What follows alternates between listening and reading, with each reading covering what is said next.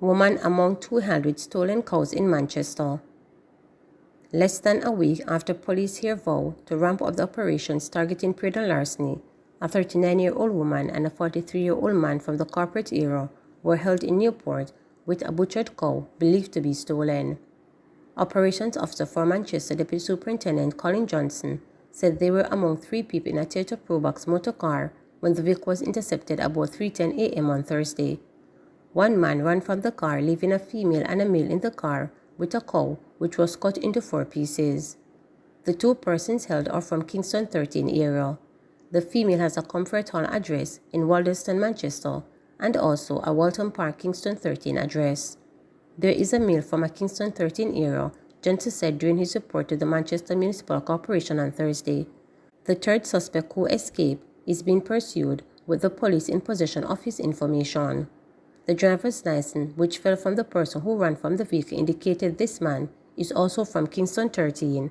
The motor car is owned by someone from Kingston 8, stated Johnson. This latest incident follows an operation just over a week ago by the Manchester Police targeting people involved in predatory larceny. We conducted a major operation in the parish of Manchester around slaughterhouses, restaurants, supermarkets, and other meat establishments. We did a sensitization with them in the company of our public health inspectors and also representatives from the Veterinary Services Division, stated Johnson. What we are actually doing is strict monitoring of our slaughterhouse. No animal should be butchered on the weekends or in the night. We believe that some of the stolen meat is then mixed with the legal meat. We are trying to curtail that as best as possible, Johnson added, as he noted that 7 people have been charged with predatory larceny offences in Manchester since January. He said criminals from outside the parish continue to be a concern for the police.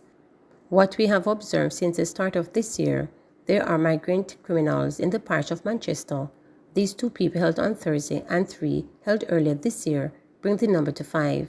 2 men were picked up on the Winston Jones Highway and were sent to Hanover, where they were charged for some sexual offences. There was another person picked up in the road policing operation and sent to Trelawney. There are migrant criminals coming into Manchester, and we pay particular attention to some areas that we believe they may be using coming into the parish, he stated. Johnson told his audience that the police are monitoring South Coast areas including Alligator Pond. With the unrest in Haiti, we are on the heightening alert as to our seaports, so we are placing particular attention to the South Manchester Alligator Pond area. We have also sensitized our citizens in that regard, he noted. G2K demands Spain pays Omar Newell retract comment about DPP.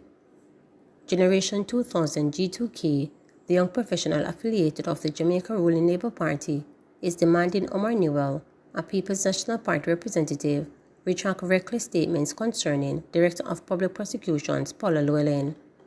Newell's comment made on his social media page is deeply concerning and undermines the integrity of the office of the DPP, the group alleged in a statement on Friday. Generation 2000 calls on Newell to retract his defamatory comments immediately. Newell, a businessman, made the comment Friday on X, that social media site formerly known as Twitter.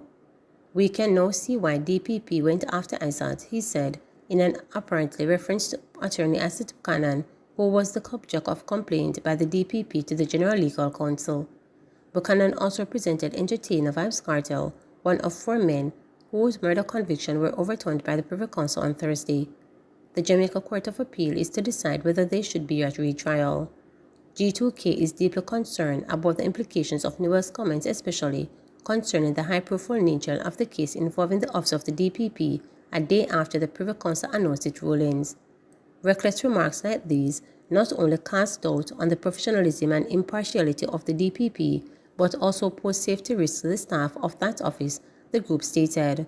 It said as a political candidate, Newell must recognize the gravity of his word and refuse to retract what raises serious questions about the type of representation he brings if elected. Trelawney man sentenced to 51 years for murdering child. Anthony Finley, who pleaded guilty to the March 12, 2023 murder of 2-year-old Adrian Campbell of Mackhill District, Trelawney, was sentenced to a combined total of 51 years in prison in the Trelawney Circuit Court on Tuesday. He had previously pleaded guilty to the 3 charges, which included murder arising from the incident. Finley, popularly known as Boy Blue, is of his Maxwell home community and who was 20 years old at the time of the incident, was sentenced to 16 years for murder, 15 years for shooting, and 20 years for the use of a prohibited weapon to commit murder. However, because the sentences will run concurrently, he will only serve the highest of the 3 sentences, 20 years. Assistant Superintendent of Police Winston Milton, who had expressed outrage at the time of the incident and promised to leave no stone unturned in ensuring that the family of the deceased child got justice, told reporters that he was quite pleased with the outcome of the case. This is an example where the people would have seen where justice was done, thanks to the fact that they assisted the police in the investigative process, stated Milton. There are times when people know of things but don't assist in the investigation and, as a result, allow persons who should be convicted to go free. So I am very pleased with the cooperation we got, and I want to urge them to continue to support the efforts of the police. In speaking to the quick turnaround in the case between the time that Finley was arrested and the conclusion of the case against him, Milton believes his decision to enter a guilty plea helped, but noting that the decision made had been sparked by the violence and the quality of the evidence that the police had gathered against him.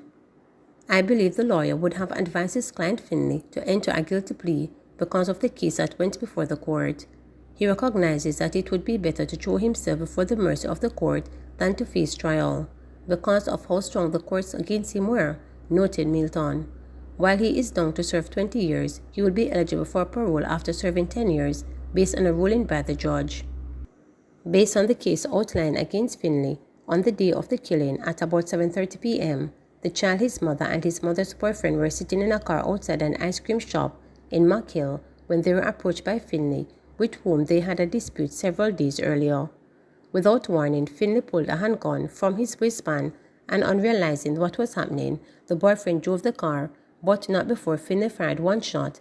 At a safe distance away from the shooting scene, the boyfriend stopped the vehicle to examine what damage was done. It was then that he realized that young Adrian, who was sitting in the vehicle behind him, was hit with the bullet and pierced his headrest. The child was rushed to the Falmouth Hospital where he was pronounced dead. Finley, who fled the scene after the shooting, was found hiding behind a supermarket in Duncan's Trelawney some 3 hours later. He was arrested and charged with murder, illegal possession of a firearm, and using a prohibited weapon to commit a murder. Fire's alarm costing the Fire Brigade millions in Clarendon. A senior official of the Jamaica Fire Brigade JFB is asking residents of the parish to desist from making prank calls to the brigade, as it is costing the agency dearly.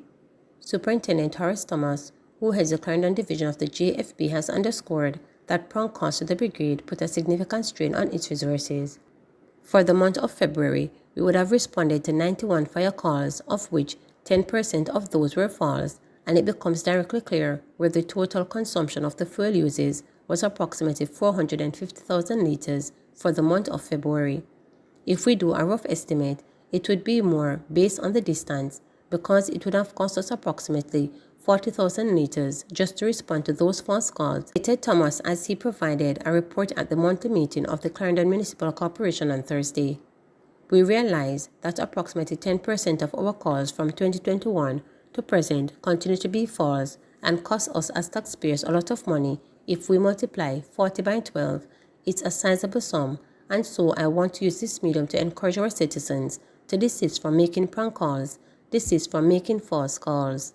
We are not suggesting that if you see something, you should hesitate, but when it is blatant or what we call malicious false alarm, we are saying that they should desist from those activities, bearing in mind that the total complement of fire appliances available at this time is 3, so it puts pressures on the resources that we have to manage the entire parish when we have to be responding to false calls, added Thomas. We told the councillor that up to February of this year, the lion's share of the 91 calls, 62% were for bushfires.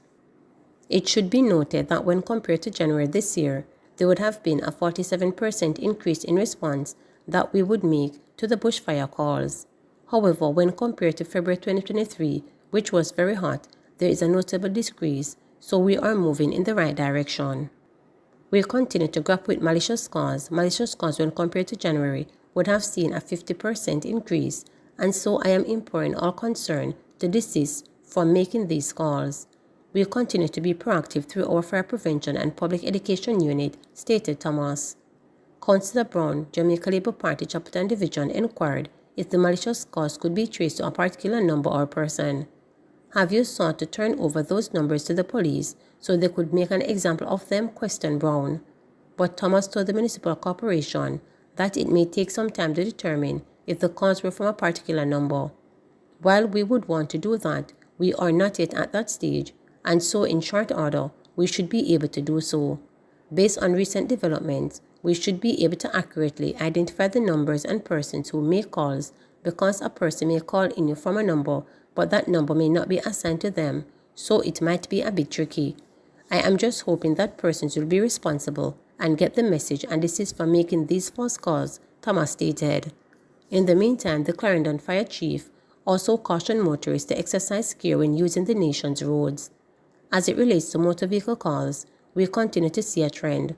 One accident is too many, and one life lost is one too many, and so I want to use this medium to ask our motorists to slow down and drive within the prescribed speed limit and arrive alive, he stated. Please remember to subscribe, like, share, and click the notification bell for daily updates.